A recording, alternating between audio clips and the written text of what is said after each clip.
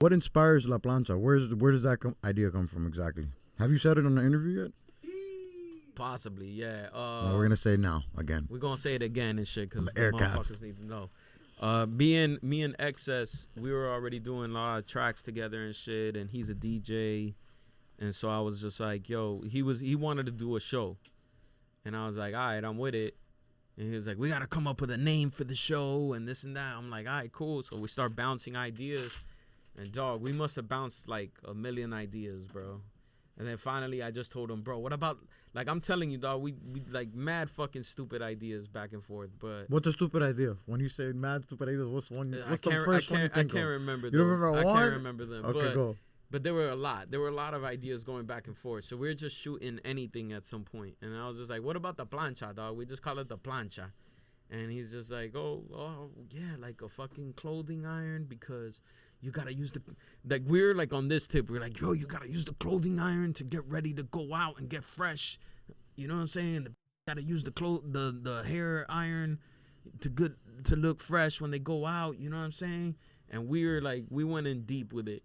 And I really just said it because we were fucking throwing everything at the wall, bro, at that point.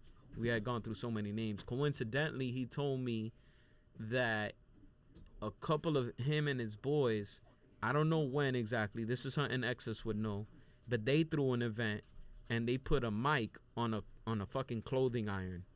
They didn't call it, they called it the dual or the iron mics. So for him, when he heard it, he's like, it resonated with him. For me, I was just throwing it out there because of that. Kendall versus Hialeah had happened, and one of my lines was about like a plancha, so it was like fresh in my mind, I guess, when I told him. And so yeah, man, and it stuck, bro, because like after we both talked about it, we were like, yeah, let's roll with this. You know what I'm saying? It makes sense. And from day one, did it always have like the competition aspect of it? Like who, somebody performs and takes the plancha home? Like, yeah, because when we talked about doing the night, and I was just like, yo, like, you don't want to be the promoter, like. I never want to be the fucking janky promoter. No, right? We're artists. It's so yeah, I know. Imagine, you that's feel part me? of the game, but right?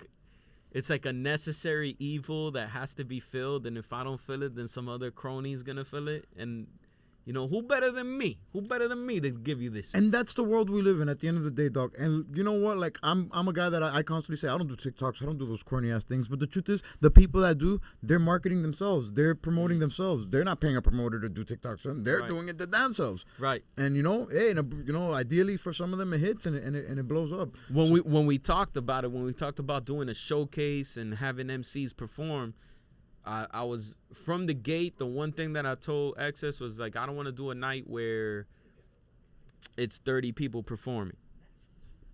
I want to do 5 acts.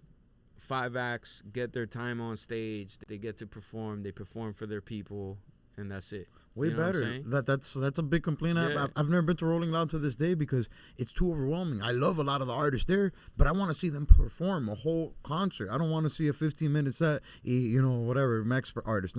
Like, it's just not.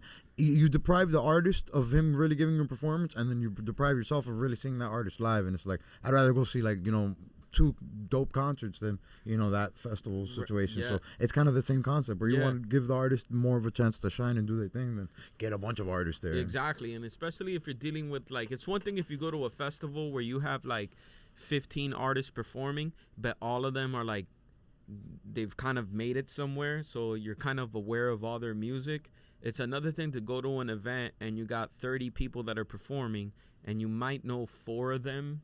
You know what I'm saying? Right. So now you're running into a situation where you have some people that haven't quite polished their sound or their performance, and then you have other people that have, and then it gets too much. It's like ear fatigue and shit. You know what I'm saying? Yeah.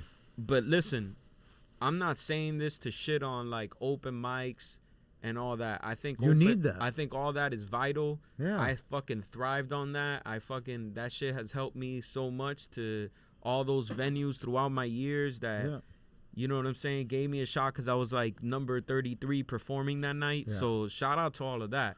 But I just wanted to give a different experience, and so did Excess, as far as this hip hop thing, you know what I mean? And really treat it as an art form and give each artist their time on stage so that they don't feel like I got to do this one song and then I got to be out because there's 30 people performing behind me, you know what I'm saying?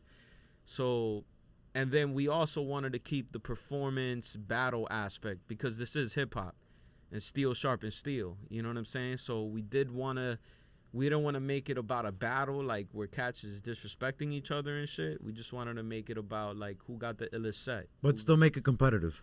Yeah, still incentivize people to treat it competitive because right. Because like hey man, I'm big on everybody. You know, I don't necessarily like participation trophies, but I like to, you know, hey, shout out to participation. You know, I'm very supportive, but at the end of the day, you know, I also want to reward people that take the extra initiative to be the best at their craft, you know, to put the effort to, hey, that's a lot of effort and choreography and, you know, they performed and, hey, no vocals, no instrumental. Hey, he did a whole record a cappella. Like, you have to, you know, it's the craft. Look, when we go as artists to whatever event it is, and whether it's 5 people performing, 100 people performing or whatever, we all talk about it after. Artists, fans, everybody's like, yo, but who did the best? We all talk about it. So, you know what I'm saying? Why not, like, let's just establish it tonight. You know what I mean? Who took it tonight? And the crowd always decides for the audience that, you know, to explain to the audience, the crowd decides the winner, right? The crowd's favor is the bigger judge. Okay. But there's 2 other judges, and that's me and Excess. Always. Yeah, okay. Always. Cool. But the crowd, like, we're obviously going to be influenced by the crowd no matter what. Of course. You know what I'm saying? Yeah. So, but yeah. You're not gonna be in denial. Facts. Yeah. Me and X I tend to like to let the crowd judge last. You know what I mean? So that they could be the tiebreaker, if anything. Yeah, you don't want them to influence your decision either. That seems more genuine. Yeah. But you know what I'm saying? Like I've seen cats like really do their thing, and they didn't have too many people in the crowd, and that tells you a lot. It's like, yo, you won everybody over. I saw you, dog. You came alone. You know what I mean? That's the beauty of it. That's the nature of the game. You know, that's the sport at its finest. At the end of the day, that's what makes this an art. The same way sport is an art, music is an art as well. And at the end of the day, when the audience is there for one thing, the craft, you'll have those moments. You'll have those moments where, hey, hard work beats talent when talent, you know, refuses to work hard. So, and then how are you still getting checks off that piff? We put the movement. We put the movement on there. Okay. Me One Take and Ethnical put the movement on there. Shout out One Take and Ethnical. That's cool. Yeah. Shout out that Piv too, man. I used to stream all my shit. Listen to all my music off. Download projects off there when I was in high school. That was the shit. And what moment inspires the 12-pack technique? Clip right here for his video of that. The 12-pack technique? The 12-pack? Oh, shit. That's right. He's on a 12-pack right now. Yeah, I'm on a 12-pack right now. So. Yo, man. The 12-pack technique came to me by God, bro. I can't give anybody else the grace but God. And I was at home, and I was just like, this is asinine. You know, I'm taking way too much time to unload this 12-pack into my fridge, bro. And it hit me, bro. Like, the spirit of Leonardo da Vinci came in my brain, and I was like, wait a minute, this box can help me, and boom. And so I opened the back up, got it in there, pushed it in, and bro, it was like, it's great. It's changed my life. Yeah, I do. Changed my life. I've done it. I do it here and there. I don't drink beer a lot, but here and there sometimes when I've seen the opportunity, I've done it a couple times. I do something similar now for water. My packs of water, my 24 packs of water, I'll like rip it up the top and rip it at the bottom, and then I'll just like, whoosh, you know, I put them all in my fridge. It's way messier, but it's inspired by you. And so you're like leading the game with marketing and not just packaging the music, but then La Plancha and giving artists a way to package themselves, not just for performancing, but you know, getting out there, winning the crowd over, meeting fans, connecting with people. And we were talking about this before we started rolling. That's part of like being innovative, changing with music and the game and technology as time goes. The internet's gonna come, social media is gonna come, and we have peers that, you know, are stuck behind, that don't adapt with the times. They're like, fuck that, we don't need to do that, and they just, you know, at the end of the day, they're depriving themselves and their future fans, their potential audience, by not getting with the times.